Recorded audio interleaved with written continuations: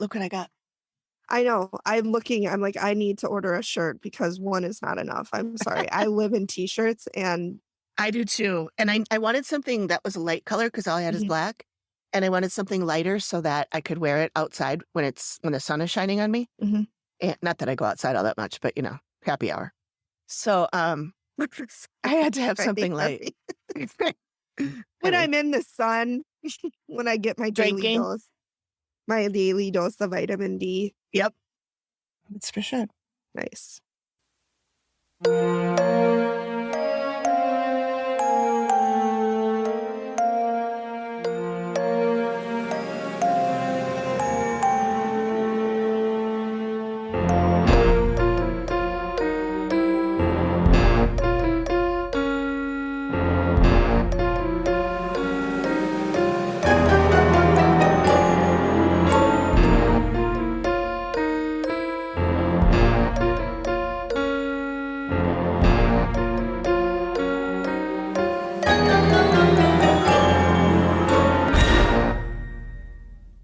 Yeah,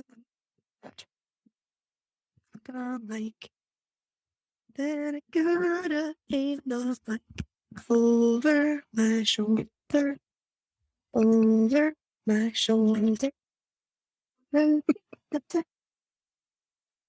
The really cold, and I'll put it back in. Megan can write a song about anything. Now I'm putting my I headphones in. know. Okay. I mean, it's what makes me a great mom because Yeah. everything's a sound. Okay, be sure the mic is high enough. Yes. Okay. All right. I think I'm Is that ready. Yep. okay? By the way, I like the shirt you're wearing. It's really cute. Oh, thanks. I think I got it at Gordman's like 50 years ago. Oh, Probably not 50 before years you were ago. born. Yep. 13 years before I was born, actually. I was really ahead of my time. No, it was probably like 6 years ago. So, That's close to 50. I mean, it's the same thing. Yeah. Plus, if you keep something long enough, it just comes back in style again. Well, that's true. I still have a closet full of 80s clothes that I'm waiting for them Oh, to it's come coming back. back. Yeah. I Yeah. mean, neon is already in. It's only I a matter of know. time. And scrunchies are back in. Oh, thank God I have a ton of those too. Yeah, you're set. I'm set. Don't you watch TikTok? They're all the rage. Oh, no, I haven't seen that. But Yeah. Melissa Oliveri, Yep. she has a Redbubble store Yeah. too. Yeah. And she has been making a bunch of really cool like patterns like that have nothing to do with her podcast or her music or anything. Just really cool like retro patterns and Scrunchies. stuff. And one of them is a black base with big big circles, dots on them of all different neon colors. Oh my God. And it's a dress. So it's like a short, like a no sleeve, scoop Yep. neck, just swirly kind of dress. Can she make clothes? Well, you just pick from what they have. Like Oh, I see. we have that Yep. dress too, Yep. with Yep. with this guy on it. Yep. But it's so cute, and I That bought is one. so 80s. That is like the epitome of 80s right I know. there. It's so cute. I can't wait to The get it. only thing that would make it more 80s is if it had little like it looks like sprinkles, but in neon colors. You know what I mean? Yeah. Like little Or like long. little lightning bolts. Yep. Oh yes. Oh, yes, yes. I lived it, so. Yep. I did not. I mean, No. I did. You were but born not- right in the middle of it. Yeah, it was 84. So Yeah. 5 whole years in the 80s. Yeah. And the 84, that's when I graduated from high school. I hired somebody at work the other day who was born in 2006. Oh. I was like, I graduated college in 2007. Yeah. Like, oh my God. I know, I about died. Well, when I started it and we had to go out to Florida and stay there for like a week or whatever. Yep. And they put me in a room with a girl who was the admin for this store. Mm-hmm. She was born the year Greg and I met. Oh my God. And she was a grown-ass adult, you know? Yeah. And I was like, oh, okay, I feel really old now. You were like, I hate everybody. What the fuck? Yeah. It's crazy. What? Okay. Yep. I suppose All we right. should start.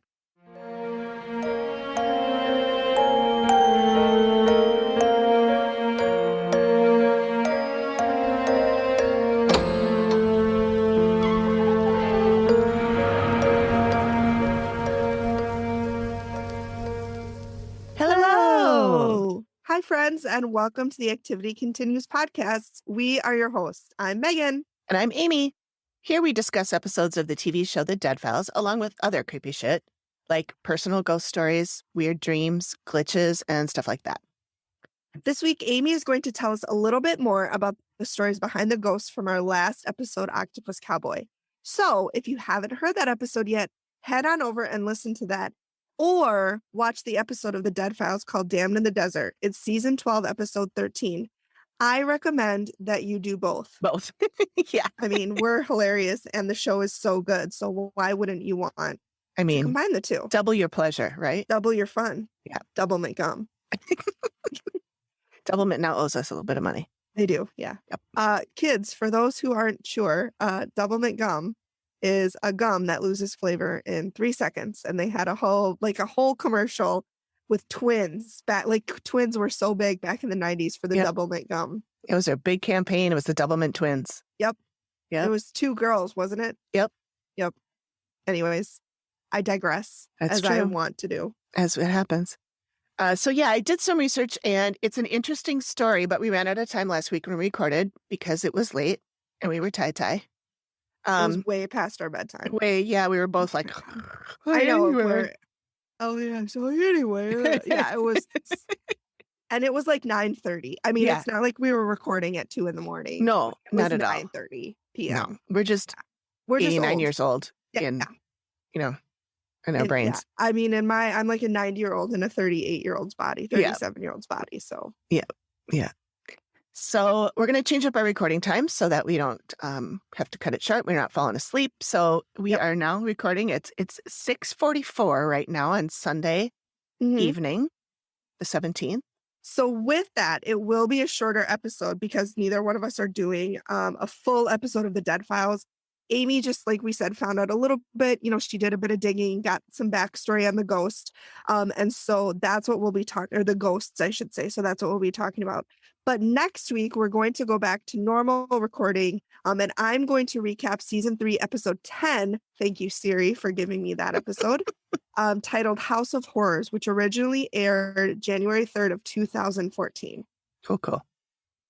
All right. And you said it takes place at a sanitarium? Yeah, it does. Oh, fun. In Virginia, I believe. I don't remember that one, but I'm sure I saw it. Apparently I watched it, but I'm Dory. And so I'm like, okay, well, I watched it, but that doesn't mean I retained any information. Right. And I'm sure I watched it too, but I could have fallen asleep during it like I do with with Forensic Files. Yeah. Oh, God. But you know what? There's something about Peter Thomas's voice that is just so soothing. I know. Even if he's talking about murder, blood and guts and brain matter and stuff, I'm still like, I honestly don't know if I've ever finished a full forensic episode.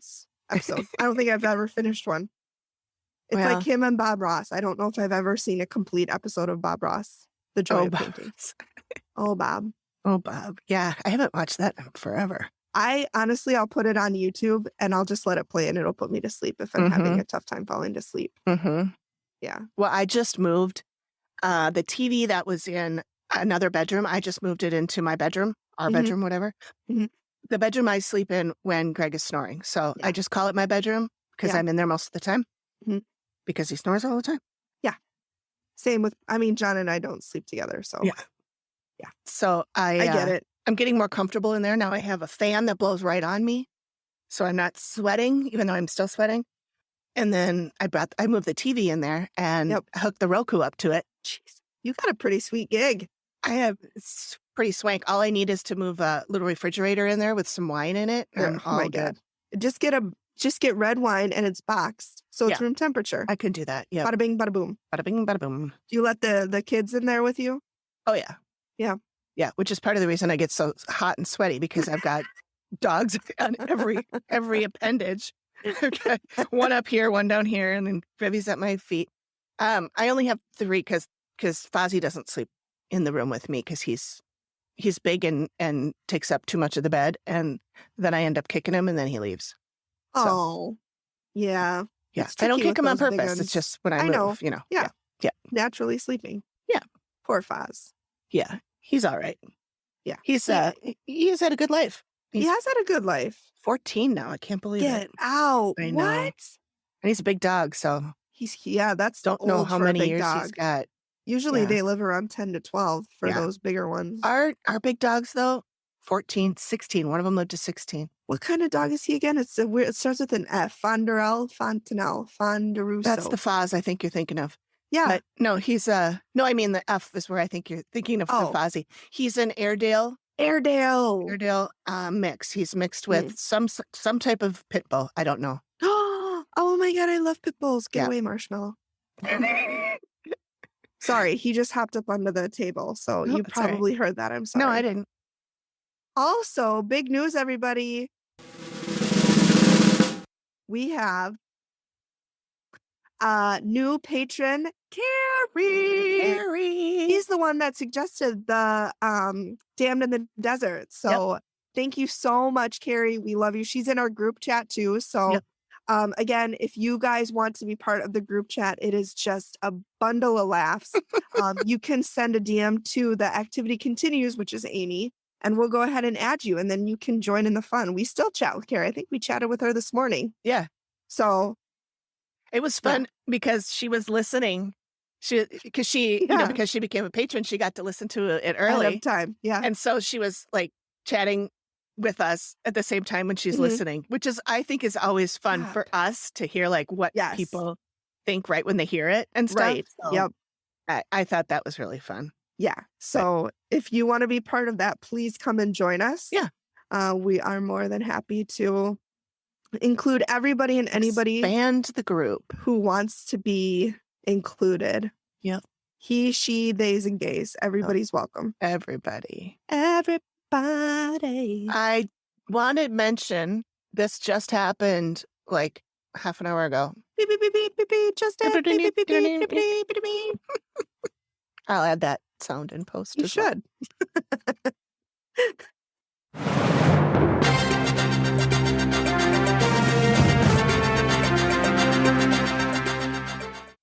We had a new Instagram follower called Seeking Paranormal, and they sent me a DM and said, hey, would you mind checking out our YouTube channel? And so I went over and I checked it out. Good creepy shit. And so I subscribed, and then they subscribed to ours. Nice. So I'll have to check that out in the middle of the day because I can't do creepy shit at night.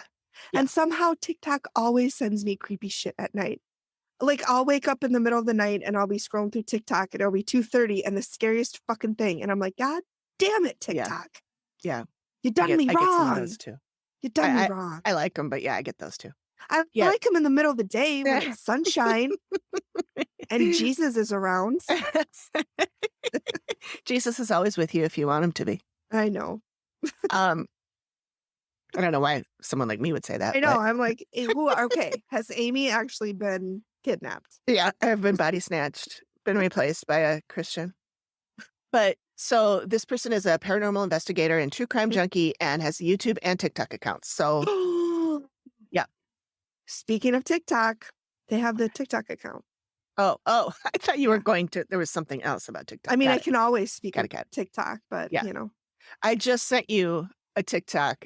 Did you see it yet? No. About the guy. Okay. Well, it was, I don't know. Did you just send it to me? Like an hour ago. Oh, on TikTok. Okay. No, I haven't. Okay. I need to. I'll just tell you what it is because I thought it was really funny. Okay. So it's this guy and he's like, so when I was in middle school, I think it's middle school or junior high, whatever. When I was in whatever, my best friend and I played gay chicken.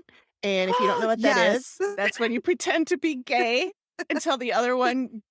And he's like, and now we're married. And now we're married and we have kids. He's going to give in eventually. I did see that. I thought that was so funny.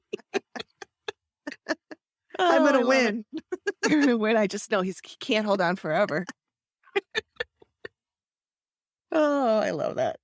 It made me laugh. Okay. Was there anything else? I don't think so. I think we checked it off. So let's just dig right in 20 minutes after we start. Let's get right down to it. 4 hours later.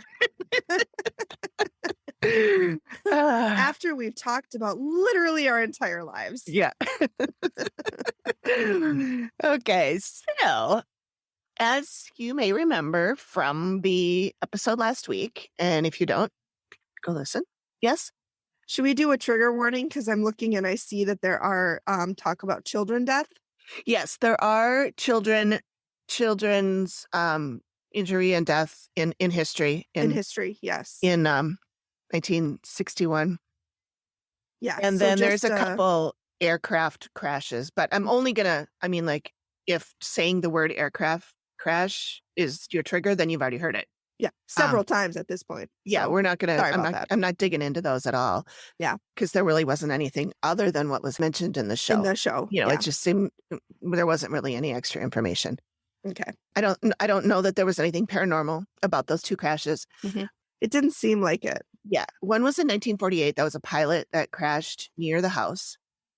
And he was flying, a soldier, Robert Rome, was flying a flight school plane. And he was flying too low and too fast. And he crashed. He was playing fast and loose. Yep. And then another one was a helicopter crash that was 41 years later, in 1989. Military helicopter exploded in the air. And it's not good. Yeah, I was like, maybe there's something weird about the land, like, you know, like the Bermuda Triangle or something like that. Yeah. But no, they said there was like a rotor that was broken or something. They shouldn't have been flying anyway. Yeah. So 15 people were killed. Those darn rotors. I know. They found 11 bodies inside the wreckage, and then the other 4 were under the plane. I hope they died first. Oh, God, I hope so. I hope they all died very quickly. Oh, God. Because that's just, yeah. Do you think getting blown up is quick? Yeah. I've always wondered this. I think so. Because I'm morbid. Yeah, no, I think so. I've always said if there's going to be a nuclear bomb or whatever, I want to be like sitting on it because I don't want to be like sick for 10 years or whatever. I just go quickly. I want to go quickly. So anyways, bringing us down.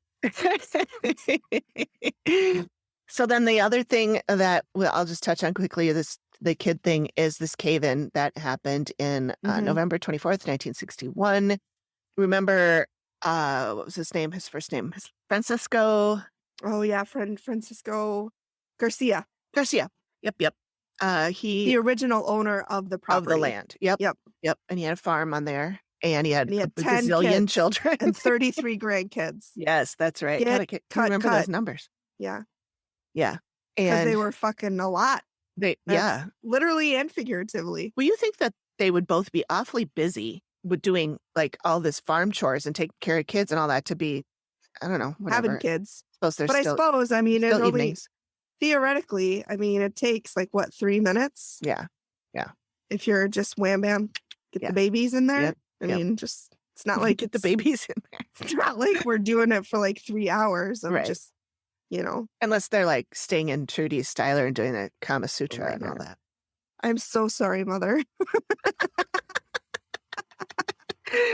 Luckily, my mother is terrified of anything paranormal, and she will never hear this. Okay, good. Never. Because, I mean, not that I do that. We need to stop talking about this right now and just move on to Francisco Garcia. Okay. So the cave-in. Yes. So these kids, it was Garcia's son Armando, his child Linda, and their cousins were all playing around in this man-made cave. Linda, listen, Linda. And so the cave collapsed, and one of the girls, the Linda Garcia, who was outside or near the cave, she was near the entrance of the cave.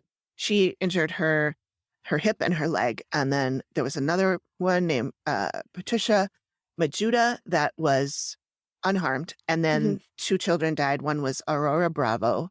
And I was reading about this article about her, and her mother lost her husband the previous spring and another one of her children 2 years before that. Times were rough back in the day. God. I mean, that was only 1961. That wasn't that long ago. Yeah. Oh. I mean, like back in the 1800s, you had 10 kids because odds are not all 10 of them would live. Right. You need a spare. You need backups. Yep, exactly. Jeez. That poor woman. I know. And then the other one was, she was 7. Aurora was 7. And then Andrew Majuda was 9. And he was, I can't remember how, they were cousins. I can't remember exactly how they were related. So, interesting. But the Huff murders. So, as you remember, Steve Mhm. uncovered this That double was so homicide that took place near the plot of land or on the plot of I think it was the same plot of land. They Oh were no, it was the one brutally next door. murdered. That was my Brooklyn accent. I don't think it was a Brooklyn accent. Sorry to all one of our Brooklyn listeners. Whatever. Oh, that reminds me. We have Brooklyn? no, but Oh. you remember how we had a bunch of listeners in Ireland? Yes. Well, I was checking our stats today, and Ireland is the second biggest Yes. section outside the US. Ireland and represent I the know. Green Isles. I will not do an Irish accent because then they will stop listening. Yeah. It's I'm always afraid to do that because I'm afraid I'm just going to sound like the Lucky Charms guy, and then they're going to think I'm being really obnoxious and rude. yeah. So No, I'm not I gonna wouldn't do that. even sound like that. I would be like, they'd be like, "Oh, is she special?" Yeah. But anyway, Well, so hey Ireland, hey, Ireland, glad you're here. represent. We love you. Yeah. Okay. Anyways, Okay. So sorry, anyway, I totally. no. I'm the one that said, well, that reminds me. So it was June 15th, 1957, and the victims are Freelin Huff and his Mhm. wife Louise. Mm-hmm. There was a theory that Huff owned Willin money. Mm-hmm. Oh, Willin is the murderer, Paul. Can't remember his middle name. Paul Willin. Paul George. We'll say George. Yeah, I think I have it written down somewhere down here, so I'll find You it probably eventually in my do. notes. But so that was $600, they believed. Mhm. In 1957, Megan looked this up, is the equivalent of $6,241.20 in Which today's isn't, money. I mean, anything to. It's I mean, a lot that's of money. not chump change. Yeah, No, that's a lot of money. that's And it was supposedly that he owed Whalen for a job that he did on the farm. mm-hmm. So as I had mentioned in the last episode, Freeland Huff was rich. Mm-hmm. So I believe that if he really did owe the money, he would have paid it. Or maybe he didn't think, like, maybe Waylon was saying, like, you owe me this money, and Huff was saying, you know, you didn't do a good enough job Yeah. for me to pay you the money. That could be. Yeah, Yeah. that could be. Like, So- you didn't earn the money. Right. So here's what happened. Handyman Paul Whalen sat in his car all day in a field behind the Huff home. He said he was waiting for the right time. So And premeditated. I'm taking all this from several articles I read on newspapers.com. Mm-hmm. And there was one particular article that they had a lot of quotes from him in it. Like he's telling his story. Mm-hmm. They must have interviewed him. Did somebody growl? Yes, Vivi is playing with something underneath the chair. And she's getting going, real aggressive. "Rrr." She's getting real aggressive. Well, you're lucky I let you in here, guys. Yeah, Vivi. Yeah, man. Just the yeah person in the background. Like, you say the insults, and I'm like, yeah. That's me. And then it comes to a fight, and I run away. Yeah. Oh, gotta go. Look at the time. Oh, golly gee. Don't count on me in a fight. I will try to fight and hurt myself. Like, Yeah. I'll do the other sides, whatever you call them, job for them. So don't. Oh, yeah. Anyways. I have one more that reminds me of. Okay. Maybe we should just call the podcast. Oh, that reminds me of. But did you see or this week on TikTok? Because this is a TikTok too. We get to be like, the activity continues, and then subtitle this week on TikTok. Our favorite TikToks. Anyway, maybe you saw this one too, but it was a guy he comes in, he says, I'm telling my mother, my Italian mother, that she has to help me fight. Mm-hmm. So he walks in. No. Oh my God, it's so cute. I'll find it and send it to you. But Okay. he walks in and she's at the stove in the kitchen or something, washing her hands or whatever. And he goes, "Ma." And she goes, "Yeah." And she's got to be, I'm going to say 60, maybe. Like, is she Italian American or Italian? She's Italian American. Italian American. She's Italian American, New York, I would say. Oh, God, don't fuck with them. Right, right. Mm-mm. So he walks in, he goes, "Ma, I'm going to go fight so-and-so down the block." Yeah. But his mom is there. And I know she's going to interfere and I don't want her saying anything. Will you come with me? And she goes, "I've been waiting for this fucking day." And she runs over and she takes off her sandals and she puts her shoes on and she's like, "That punta, blah, blah, blah." She starts, Yes, send that to she is me. ready to go. But when she said, "I've been That's- waiting for this day my whole life." So That obviously is she's so got a funny. beef with the mom. she is not here to fuck around. Oh my God, it was so cute. Yeah. Okay. So I'm going to try Anyway, and back stay to on track. Waylon. Yeah. Okay. To be fair, I'm the one that usually gets us off track. So Yeah, well, it's my turn tonight, I guess. Like Greg made a stir fry again, so I'm all spiced up. Oh God, the stir fry. I know. It was good though. Really good. I'm sure it was. You never invite me over for stir fry. We'll have to do that sometime. Greg loves making stir fries. Stir fry and pad thai. Only if you make the pad thai though. Yeah. But not together. That would be a weird combination. That would be but kind of weird. yeah. Yeah. Okay. Anyways, back so to this. Willin said he was waiting for the right time. So at twilight, he drove his car up to the Huff's home and honked the horn. Freelin Huff came out and Willin shot him. He said, quote, "I let him have it." This was when he was being interviewed. Huff was still alive at this point, so he shot him again in the back of the head. Stepped over him. Style. Yeah. And Louise had come running to the door when she heard the shot. Obviously. And he fired at her. I guess it said he fired wildly and missed. She ran to the bathroom, locked herself in. He tried to shoot the doorknob off, but couldn't. So then she tried to escape by running out the bathroom window. And she started running through the field, and he caught her outside, shot her 4 times, hitting her each time. She fell into the barbed wire fence about 100 feet from the house. He said she started coming to life again, so he shot her again to put her out of her misery. Oh, well, how generous of you to put her out of her misery after shooting her 4 times and her falling into barbed wire. Right. He's a real stand-up guy. That is aggressive. Yeah. Now that's a brutal murder, Steve. Yeah, it is. Wow. So he then piled them into the trunk of his car, the bodies. And at this point, another man, in one article, he was listed as John Costas, and also he was reported as John Angulo. So I don't know which one that is, but he's a foreman that works on or near the farm. He saw Willin stuffing the bodies into the trunk of the car, and he begged Willin not to shoot him. Willin told him, "I'll spare you if you leave town for a few weeks and keep your mouth shut." Did he do that? No. No. He went to the cops. Good for him. Good for him. Good job, John. Yeah. So Willin then drove the bodies to a bridge by the Santa Cruz River where he dumped them and placed them in the form of a cross with Louise on top. And this is a quote from him. He said, "I put them in the form of a cross and buried their last worldly possession beside them." And then he said he did. I'll tell you. Oh, I'm sorry. That's okay. I just got too excited. And he said, I know. And he said that he did this as an order from God. Sure. Yep. So 10 feet from the bodies, they found Huff's billfold and watch. Okay. Willin had taken $30 from the wallet and a ring off of Freelin's hand, which was later found at Willin's car. I wrote home, but it was found in his car. Another reason I didn't think that Huff actually owed Willin money is why would he only take $30? Right. Do we know what it sounded to me like there was more money in there and he only took 30 of it. Do we know what the equivalent of that is in today's money? No. Oh, let me look. But it's not 6,000. Not 6,000. I'm going to guess it is, let's see. I'm going to guess 120. Okay. All right, keep going. Okay.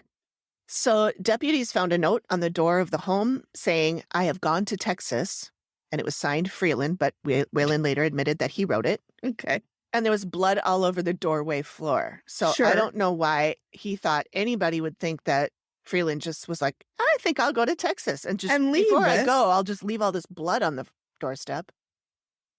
So Willin was caught at a roadblock just 3 hours after the killings, and he surrendered without struggle. It's $316.35. Oh, okay. So not some change, but not. It's a little more than 10 times, right? Because the other one was 600 and it came to 6,200. Yep. 12 times, not 12. Yeah. No, I don't know. I can't. Like 11. Math's hard. It is hard. Numbers. So at the time that he was arrested, Huff said that, or at the time Willin was arrested, he said that Huff had foreclosed on a property that Willin had bought from him and that he owed him $600 for work that he had done on the farm. But he said he had no ill for them. He killed them because of a message from above. And his quote is, "I was instructed by the Father above to kill the Huffs so there would be peace in the world and there wouldn't be another war." Right. Okay. Thank you for that. So a few days after the shootings and after Willin had confessed, he had a mysterious meeting with Huff's brother, Jay. But none of the authorities would discuss what happened at the meeting. They just basically said, "You'll find out at the trial." So it came out I don't know if it was the trial or the hearing, that Huff and Huff's brother Jay and Willin, the murderer, knew each other. Mhm. They were in the Navy together in World War II. And they Okay. knew each other for years. They even attended school together. So there were 3 other unsolved murders that they thought perhaps Willin had committed. And I So didn't maybe we dig have a into the serial killer. Yes, I know. I didn't dig So into those, but I do have the victims' names, and maybe I can look them up if I have time. But they are Franklin Mott Doane, Robert Nelson, and Mrs. Ruth Martin. And they were not Hmm. all killed together. These were just Yeah. 3 unsolved murders. Interesting that Mhm. they're both sexes. Mhm, mhm. So Freelin Huff's sister, Helen Carmichael, reported that a bunch of things had been taken from the Huff home the night of the murder. Someone had kicked in the kitchen door, reached in and took the silverware, but it was later reported that other things were missing too. A sterling silver bowl, a bunch of ivory figurines, and an oriental bowl, and personal jewelry belonging to Louise. Well, maybe that totaled the $600 that Yeah, he owed maybe. him. That he thought it would total. Yeah. But somebody else must have stolen it because Willin was already. Oh, that's right. Yeah, Well, maybe he wasn't yet picked up. He was picked up 3 hours after the murder, and the murders were at twilight, whatever Mhm. time that is. It's June, so twilight would be kind of late.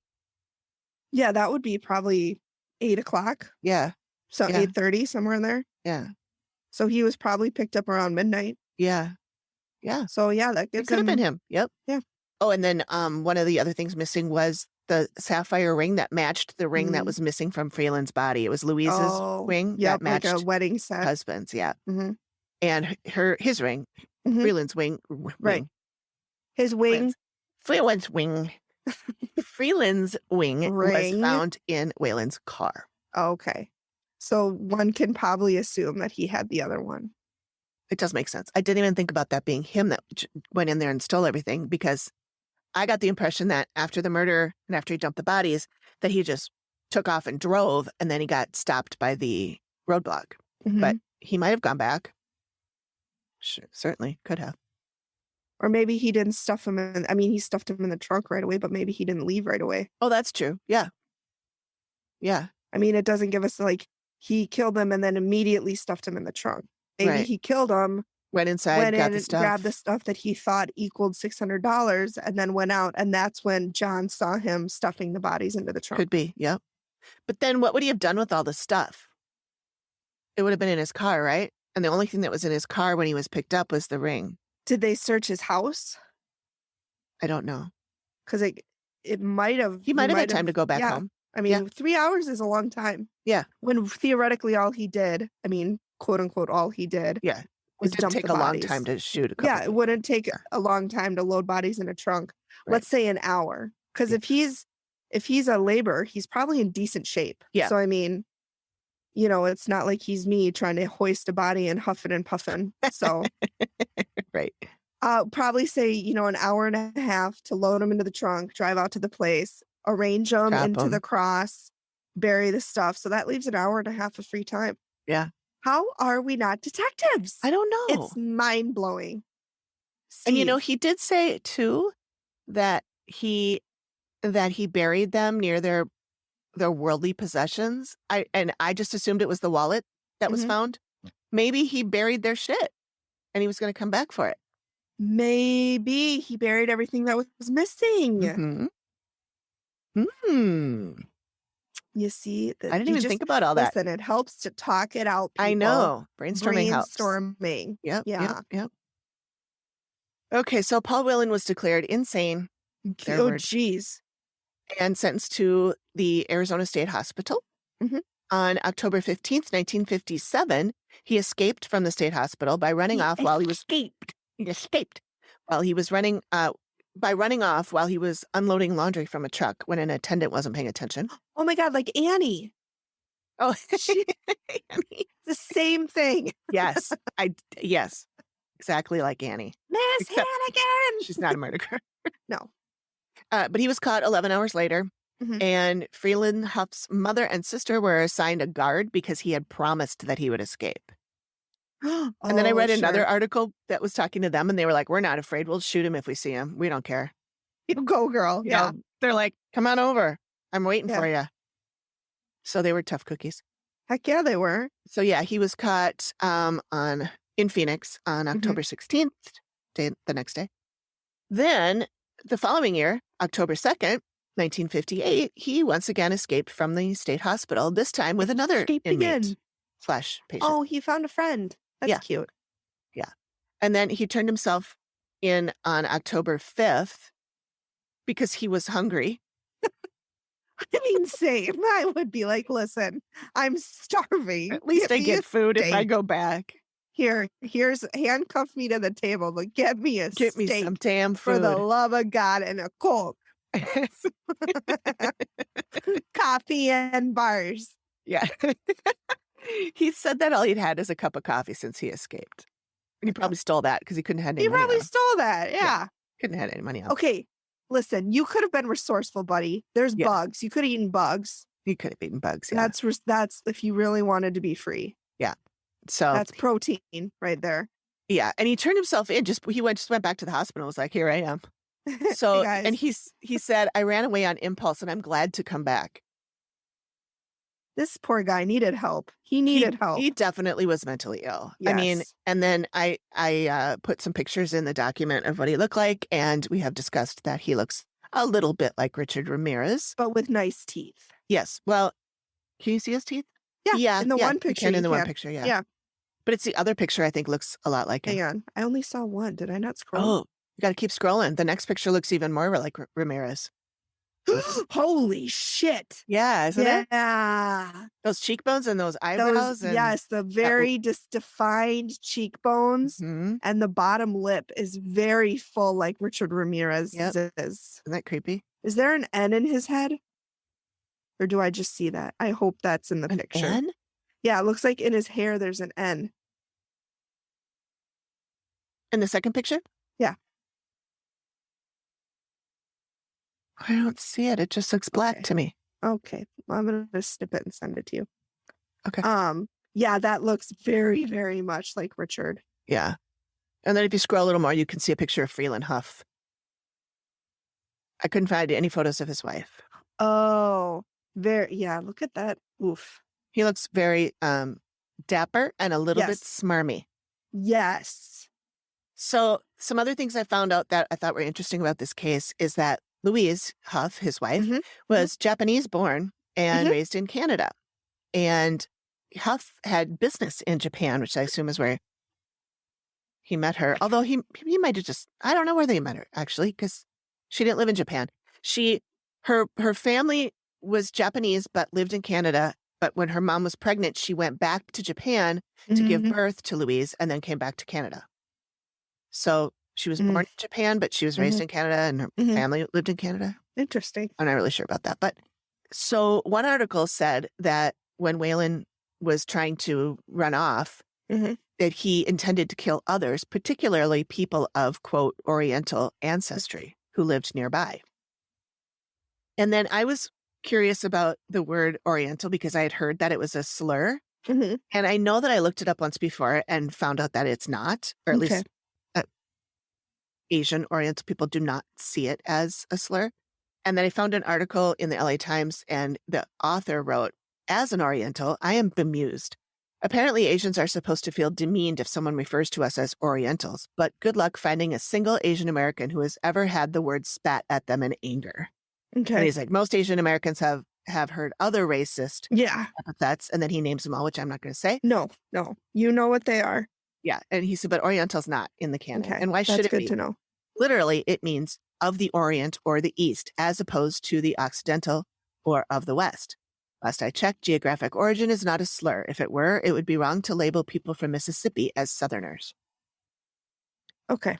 So, and I think That's good that to does know. make more sense because when you say someone's Asian, that Asia's pretty fucking big. Yeah. It doesn't really narrow it down that much. No, it doesn't. I mean, anyway. That's a lot. There's a lot of countries in there. Yeah.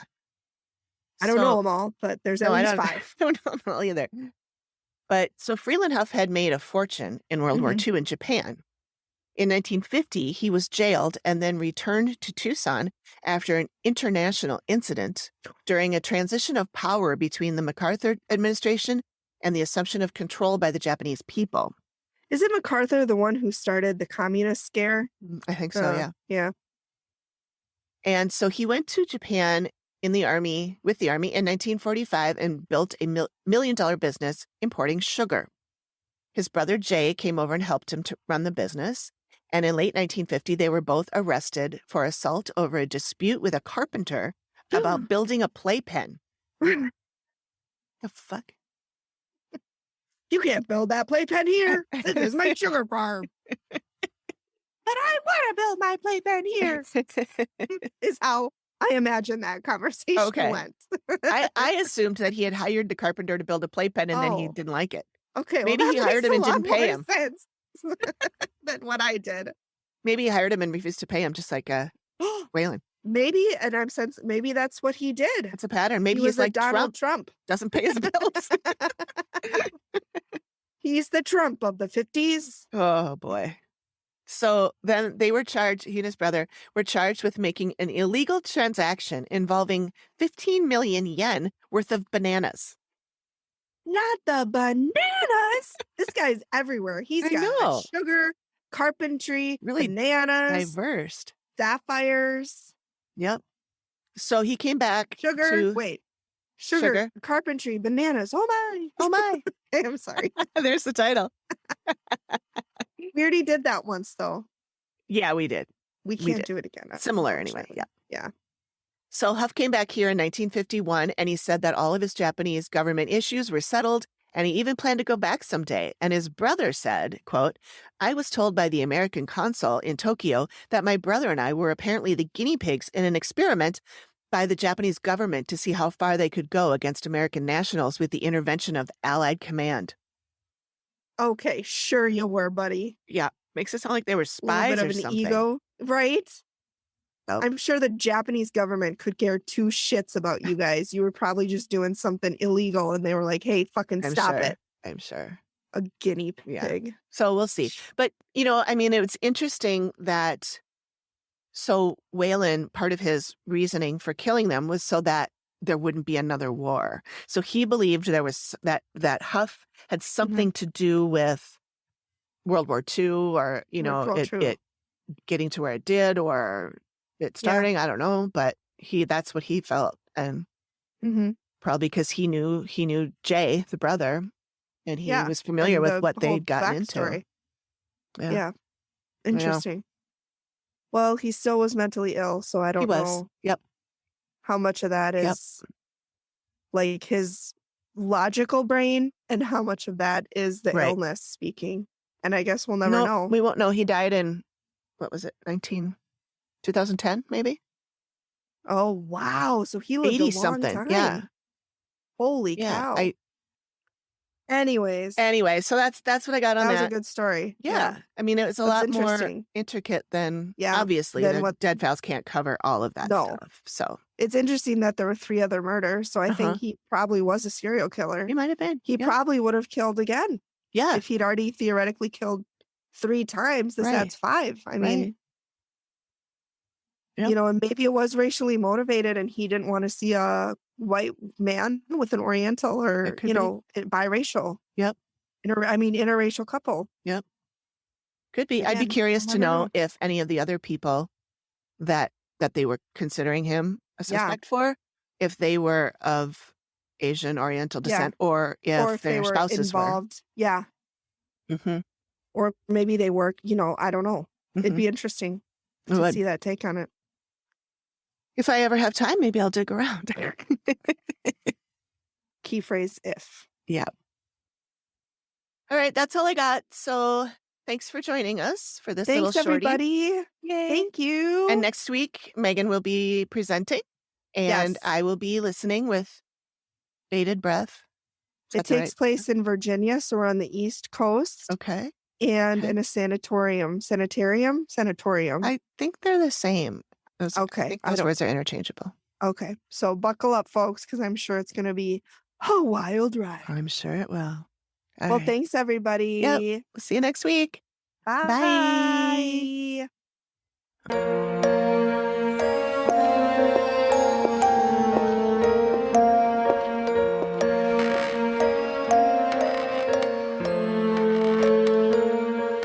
Thank you for listening to the Activity Continues podcast.